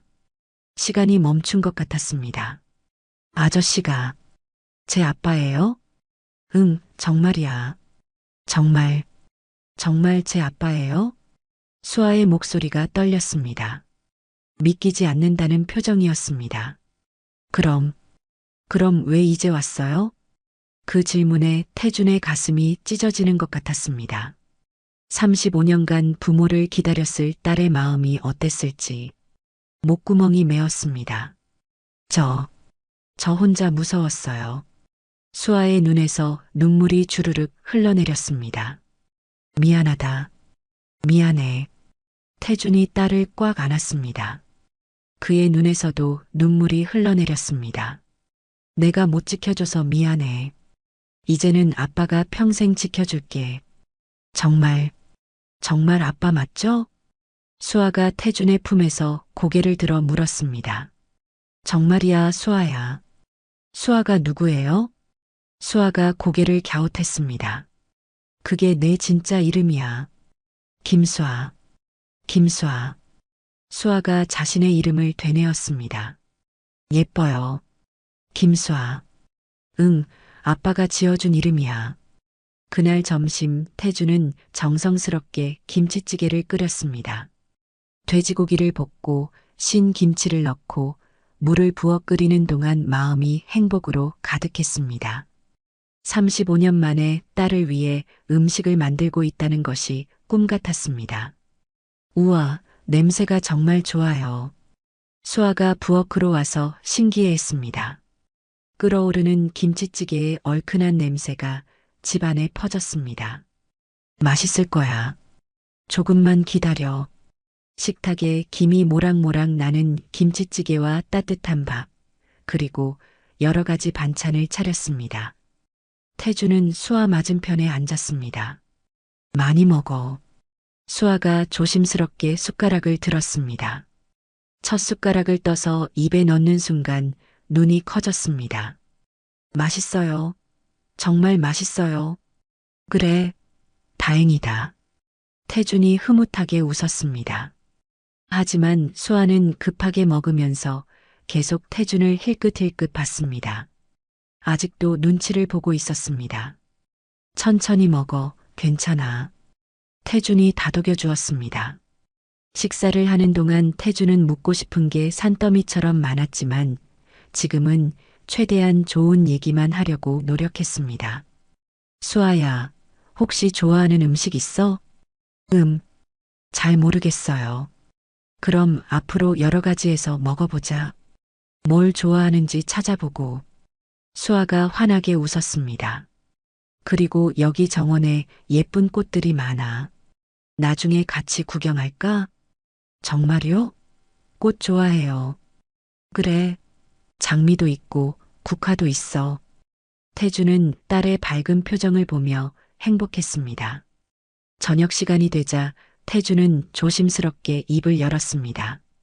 수아야, 혹시 그동안 어떻게 지냈는지 아빠한테 얘기해 줄 수 있어? 수아의 표정이 조금 어두워졌습니다.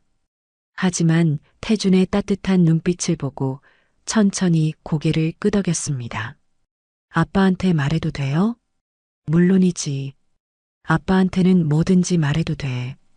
수아가 천천히 입을 열기 시작했습니다. 기억이 잘 안 나요.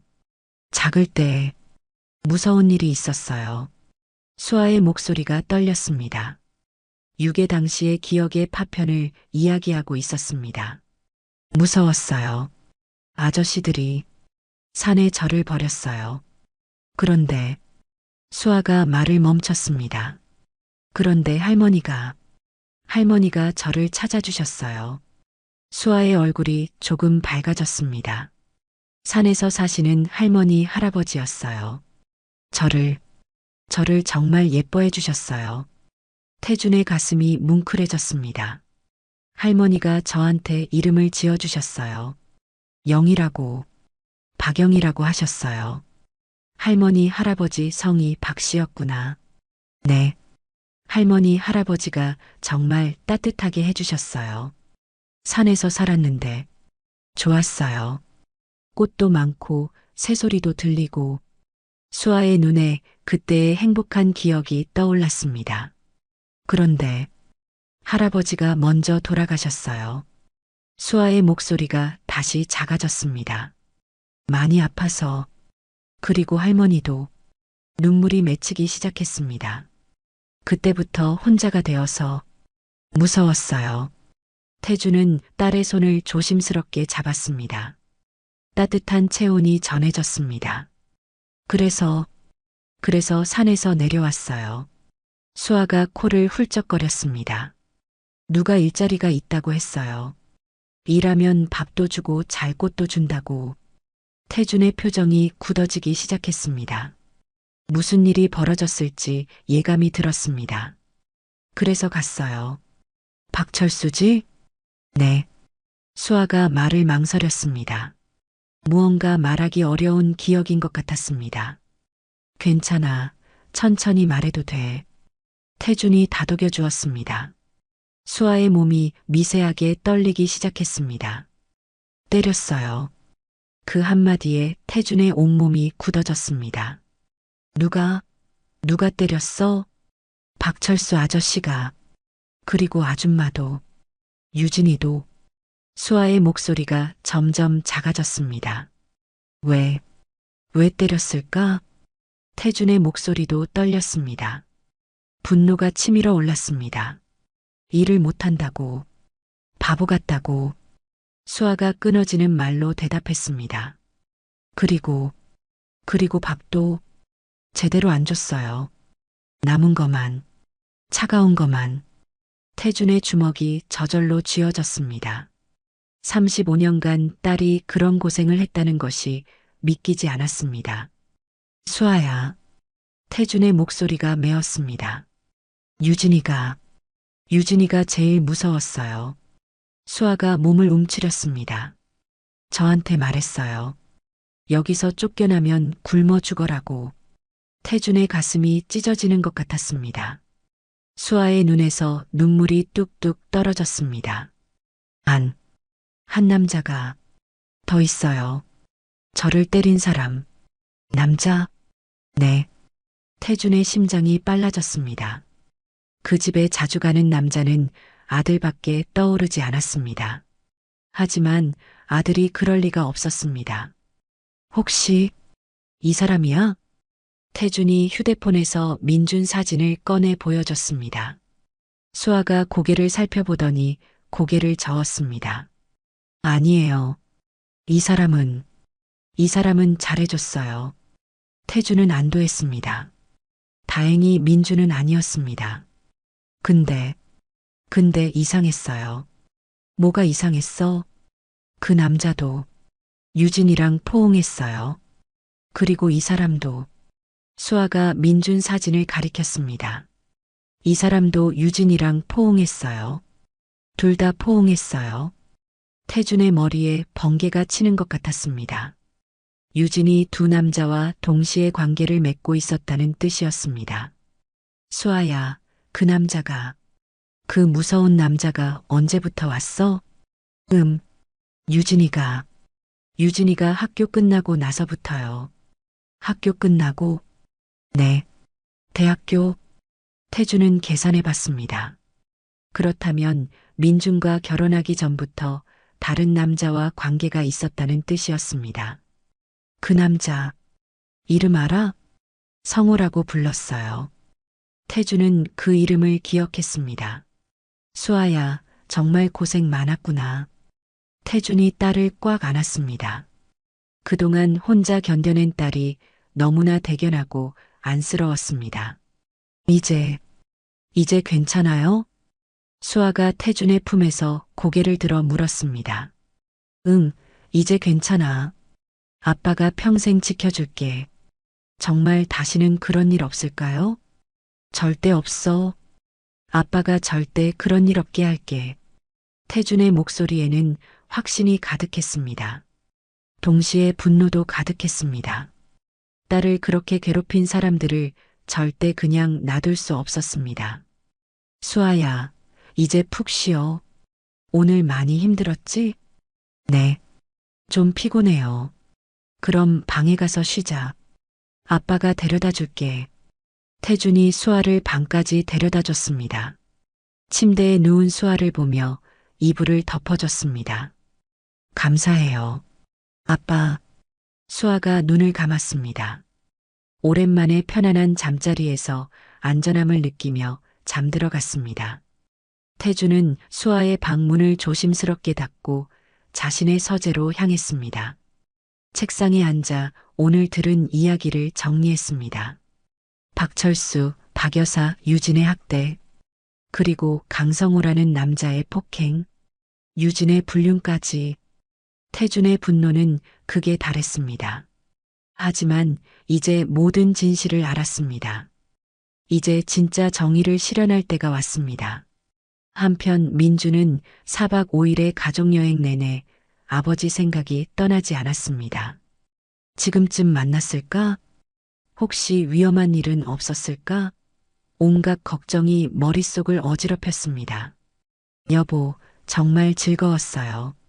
오랜만에 이렇게 가족끼리 여행 와서 유진이 환한 미소를 지으며 말했습니다.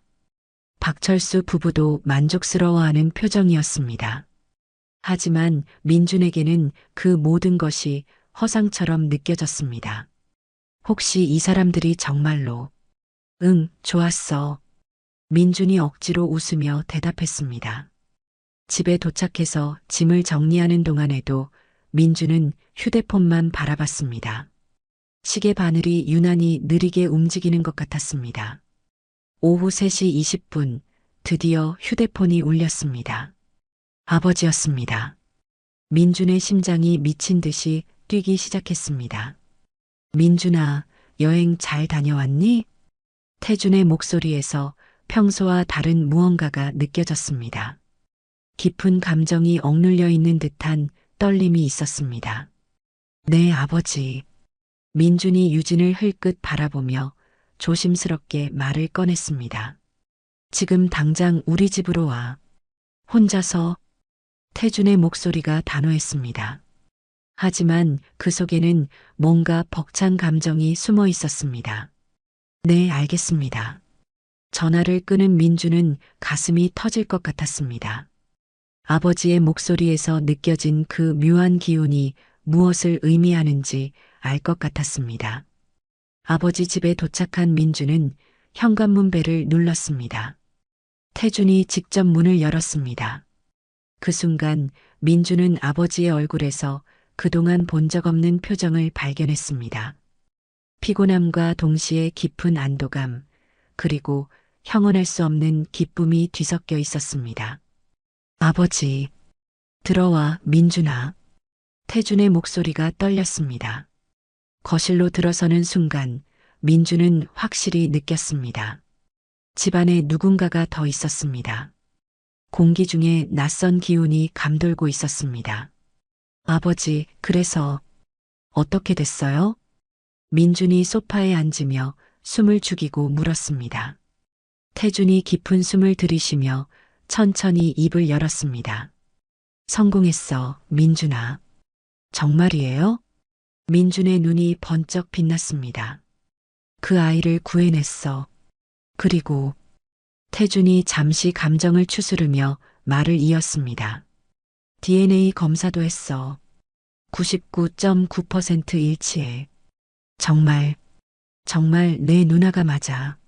민준의 온몸에 전류가 흐르는 것 같았습니다. 가슴이 벅차올라 숨쉬기가 어려웠습니다. 누나가, 정말 우리 누나가. 그리고 지금 여기 있어. 민준이 벌떡 일어났습니다. 만나고 싶니? 당연하죠. 지금 당장. 태준이 2층을 향해 부드럽게 소리쳤습니다. 수아야, 내려와. 민준이가 왔어. 계단에서 조심스러운 발소리가 들렸습니다. 민준은 가슴이 터질 것 같은 심정으로 그 소리에 귀를 기울였습니다. 한 여자가 천천히 계단을 내려왔습니다. 수줍게 고개를 숙이고 있었지만 민준은 한눈에 알 수 있었습니다. 수아야, 너의 남동생 민준이야. 태준이 목소리를 가다듬으며 소개했습니다. 수아가 조심스럽게 고개를 들어 민준을 바라봤습니다. 동그랗고 맑은 눈이 민준과 마주쳤습니다. 그 순간 민준의 눈에서 뜨거운 눈물이 쏟아져 내렸습니다. 민준아, 안녕? 수아가 어린아이 같은 목소리로 물었습니다. 안녕, 누나. 민준의 목소리가 흔들렸습니다. 무릎이 후들거려서 다시 소파에 앉아야 했습니다. 정말 잘생겼어. 우리 동생. 수아가 환하게 웃었습니다. 그 웃음을 보는 순간 민준의 가슴이 더욱 뜨거워졌습니다. 누나, 그동안 많이 힘들었죠? 민준이 눈물을 닦으며 물었습니다. 민준아, 자세한 얘기를 들려줄게. 태준이 무거운 목소리로 말했습니다. 셋이 소파에 둘러앉았습니다. 태준은 깊은 숨을 들이쉬고 지난 며칠간 있었던 일들을 차근차근 들려주기 시작했습니다. 민준의 얼굴이 점점 일그러졌습니다. 믿고 싶지 않다는 표정이었습니다. 그뿐만 아니야. 태준이 더 무거운 목소리로 말을 이었습니다. 강성호라는 남자가 있었어. 강성호요? 민준의 눈빛이 예리해졌습니다. 검사 특유의 직감이 발동하고 있었습니다. 분명히 뭔가 있을 거야. 태준도 고개를 끄덕였습니다. 누나. 민준이 수아를 바라봤습니다. 그 강성호라는 사람. 어떤 사람이었어요? 어떻게 생겼는지, 무슨 말을 했는지. 잘 모르겠어요. 어려운 얘기들. 돈 얘기. 민준과 태준이 서로를 바라봤습니다. 둘 다 같은 생각을 하고 있었습니다. 민준아. 태준이 무거운 목소리로 말했습니다. 이건 단순한 사건이 아닐 수도 있어. 저도 그렇게 생각해요. 민준의 표정이 굳어졌습니다. 반드시 파헤쳐야 해요. 그런데 민준아, 내가 직접 수사할 수는 없잖아. 당연히 제척됩니다. 하지만 믿을 만한 동료가 있어요. 민준의 눈빛에 강한 의지가 담겨 있었습니다. 민준이 수아의 손을 조심스럽게 잡았습니다. 누나, 이제 걱정하지 마세요. 누나를 괴롭힌 모든 사람들을 반드시 처벌받게 할 거예요. 정말 괜찮아질까? 수아가 불안한 눈으로 물었습니다. 네, 반드시요. 앞으로는 아무도 누나를 괴롭히지 못할 거예요.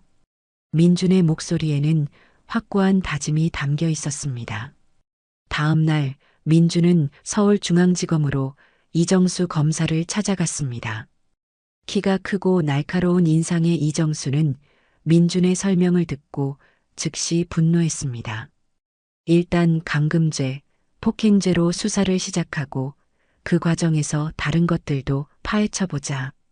이정수의 눈빛에 강한 의지가 담겨 있었습니다. 수사가 시작되자 박철수 측에서도 즉시 맞불을 놓았습니다. 태준을 주거침입죄와 납치 혐의로 고발한 것입니다. 우리 아버지를 고발했다고요? 민준이 분노했습니다. 이정수가 냉소적으로 웃었습니다. 하지만 이건 오히려 우리에게 유리해. 전면적인 수사를 할 명분이 생겼거든. 경찰이 박철수 집을 압수수색했을 때 지하실이 발견되었습니다. 그곳에서 나온 증거들은 충격적이었습니다. 오랫동안 사람이 생활했던 흔적들, 썩은 음식 찌꺼기, 그리고 벽에 새겨진 절망적인 자국들까지. 이건 명백한 감금이야. 이정수가 지하실을 둘러보며 분노했습니다. 수아의 증언도 결정적이었습니다. 전문가의 도움을 받아 진술한 내용들은 모두 일관성이 있었고 구체적이었습니다. 수사가 진행되면서 강성호의 정체도 서서히 드러났습니다. 그는 유명 기업의 경영 컨설턴트였고 기업 인수합병의 전문가였습니다. 그리고 수사팀이 강성호의 휴대폰과 컴퓨터를 압수했을 때 충격적인 사실이 드러났습니다. 박철수, 유진과 주고받은 수많은 메시지들, 그리고 태민의 회사인 성경그룹에 대한 상세한 분석 자료들. 유진과 강성호는 오랜 연인 관계였고 박철수 집안과 함께 태준의 회사를 노리고 치밀하게 계획을 세웠던 것입니다. 드디어 재판이 시작되었습니다. 재판장에는 유진, 강성호, 박철수, 박 여사가 나란히 앉아 있었습니다. 방청석에는 태준과 민준이 나란히 앉아서 정의의 순간을 지켜보고 있었습니다. 피고인 이유진, 강성호, 박철수, 박정숙은 판사가 엄숙한 목소리로 판결을 읽기 시작했습니다. 강금죄, 폭행죄, 사기죄, 기업 탈취 미수 등의 혐의로 유진이 가장 먼저 무너졌습니다. 10년형이라는 판결이 나오자 그녀는 법정에서 오열하기 시작했습니다. 아니에요. 저는. 하지만 이미 늦었습니다. 모든 증거가 그녀의 계획적인 범행을 증명하고 있었습니다. 강성호도 8년형을 받고 완전히 주저앉았습니다. 박철수 부부는 6년형을 받고 서로를 붙잡고 울었습니다. 방청석에서 지켜보던 태준의 눈에서 뜨거운 눈물이 흘러내렸습니다. 민준도 눈물을 흘리며 아버지의 어깨를 꽉 잡았습니다. 아버지, 이제 됐어요. 정의가 실현됐어요. 고마워, 민준아. 두 사람은 법정에서 뜨겁게 포옹했습니다. 집에 돌아온 태준과 민준은 2층에서 기다리고 있던 수아를 찾았습니다. 수아야. 태준이 부드럽게 불렀습니다. 네, 아빠. 이제 정말 끝났어. 너를 괴롭힌 사람들이 모두 벌받았어. 수아의 눈이 커졌습니다. 정말요? 정말이야. 앞으로는 절대로 아무도 너를 괴롭히지 않을 거야. 태준이 딸을 꽉 안았습니다. 우리가 평생 지켜줄게. 민준도 누나의 손을 잡았습니다. 누나, 이제 정말 안전해요. 아무 걱정하지 마세요. 수아가 환하게 웃었습니다. 35년 만에 진짜 평안을 찾은 얼굴이었습니다. 재판이 끝나고 일주일이 지났습니다. 태준은 서재에서 창밖을 바라보며 깊은 생각에 잠겨 있었습니다. 서랍에서 사직서를 꺼내 다시 한번 읽어봤습니다. 이미 며칠 전에 작성해둔 것이었습니다. 회장직에서 물러나겠다는 내용이었습니다. 아빠, 수아가 서재 문을 살짝 열고 들여다봤습니다. 들어와, 수아야. 뭐 하세요? 태준이 수아를 소파에 앉게 하고 옆에 앉았습니다. 아빠가 회사 일을 그만둘 거야. 왜요? 수아가 걱정스러운 표정을 지었습니다. 수아와 더 많은 시간을 보내고 싶어서. 태준이 딸의 손을 부드럽게 잡았습니다. 35년간 함께하지 못했잖아. 이제라도 아빠가 수아만을 위해 살고 싶어. 태준의 눈빛에는 확고한 결심이 담겨 있었습니다. 다음 날 태준은 부사장에게 회사를 맡기고 은퇴를 발표했습니다. 임직원들은 놀랐지만 태준의 결심을 이해했습니다. 며칠 후 태준이 수아야, 민준을 불렀습니다. 수아야, 민준아.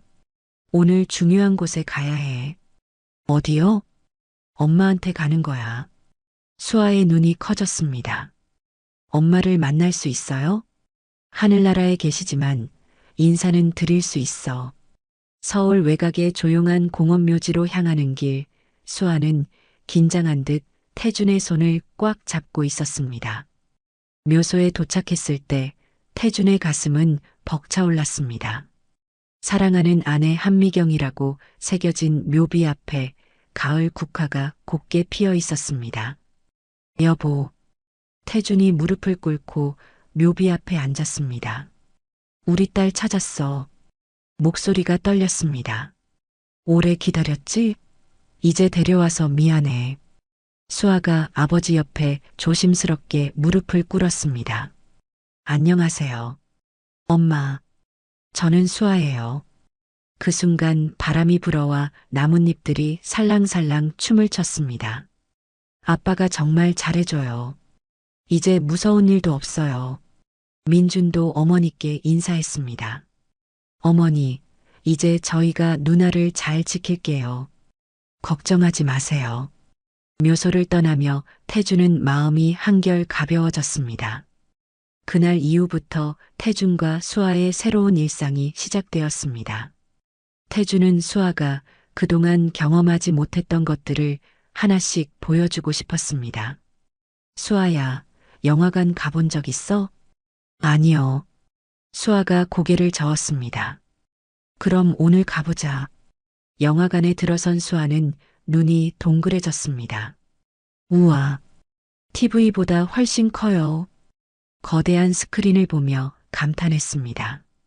극장의 웅장함, 팝콘 냄새, 사람들의 웅성거림까지 모든 것이 신기했습니다.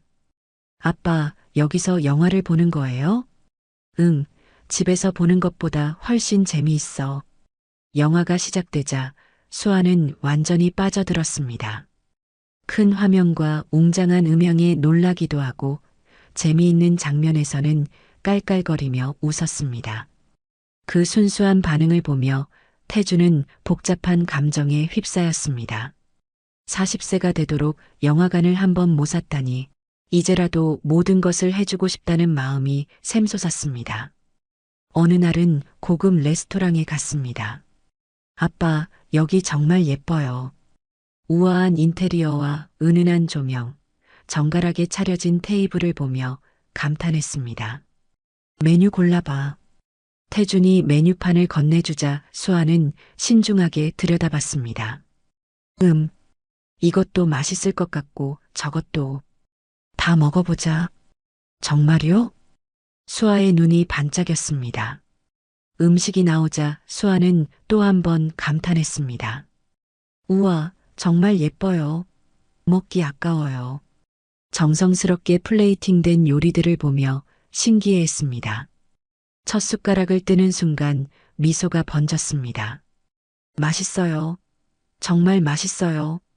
그렇게 태준과 함께하는 시간이 많아지면서 수아는 조금씩 달라지기 시작했습니다. 처음에는 모든 것에 조심스러워하던 그녀가 이제는 아빠, 저기 가고 싶어요라고 자신의 의견을 표현하기 시작했습니다. 그렇게 1년이 지났습니다. 수아는 많이 달라져 있었습니다. 더 이상 모든 것에 허락을 구하지 않았고 자신의 의견을 당당하게 표현했습니다. 아빠, 같이 영화 보러 가요. 어떤 영화? 코미디요. 웃긴 거. 이제는 스스로 선택할 줄도 알게 되었습니다. 태주는 수아의 미래를 위한 완벽한 준비도 마쳤습니다. 법률사무소에서 신탁기금을 설립하고 민준을 법정 후견인으로 지정했습니다. 또한 전문 돌보미와 의료진으로 구성된 케어 시스템도 구축했습니다. 이제 수아가 평생 안전하게 살 수 있을 거야. 태준이 민준에게 말했습니다. 아버지, 걱정하지 마세요. 제가 평생 누나를 지킬게요. 고마워, 민준아. 어느 날 저녁 태준이 수아와 민준을 불렀습니다. 수아야, 민준아. 아빠가 그동안 가장 하고 싶었던 일이 있어. 무슨 일이에요? 수아가 궁금한 표정으로 물었습니다. 수아를 키워주신 할머니, 할아버지께 감사 인사를 드리고 싶어. 태준의 목소리에는 깊은 간절함이 담겨 있었습니다. 수아가 많이 괜찮아지면 꼭 그분들께 찾아가서 고마움을 전하고 싶었어. 수아의 눈이 반짝였습니다. 할머니, 할아버지를 찾는 거예요? 응. 그런데 쉽지 않을 거야. 시간이 많이 지났고 정확한 위치를 모르니까. 민준이 나섰습니다. 제가 도와드릴게요.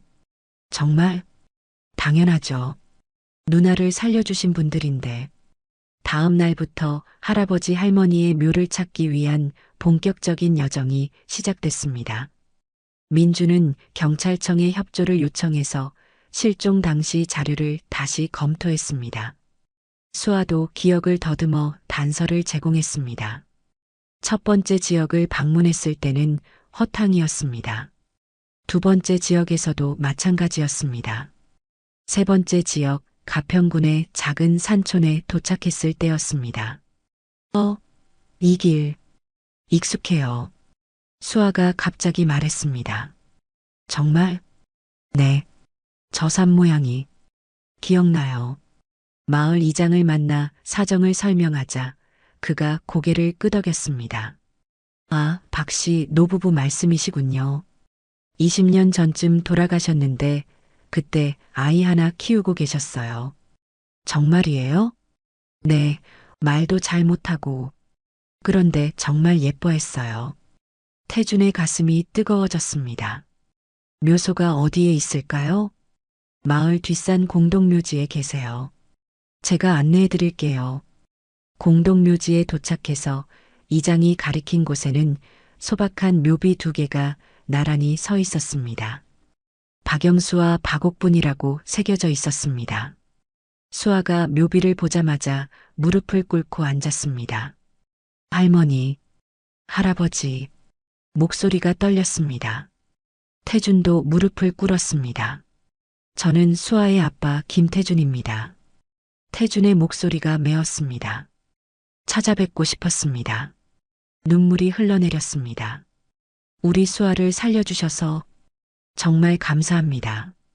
20년간 키워주셔서 정말 고맙습니다. 수아도 눈물을 흘리며 말했습니다. 할머니, 할아버지, 저 수아예요. 아빠를 찾았어요. 보고 싶어요. 할머니, 할아버지, 민준도 깊이 절했습니다. 누나를 살려주셔서 정말 감사드립니다. 바람이 불어와 나뭇잎들이 살랑살랑 움직였습니다. 태준이 깊이 절하며 말했습니다. 평생 잊지 않겠습니다. 한참을 그렇게 앉아 있다가 태준이 일어났습니다. 자주 올게요. 수아와 함께 지금까지 한 가족의 아름다운 재회 이야기를 들어주셔서 감사합니다. 태준, 수아, 민준에게 하고 싶은 이야기가 있다면 댓글 달아주세요. 그럼 오늘도 건강한 하루 되시고 다음에도 좋은 이야기로 찾아오겠습니다. 구름 같은 이야기였습니다.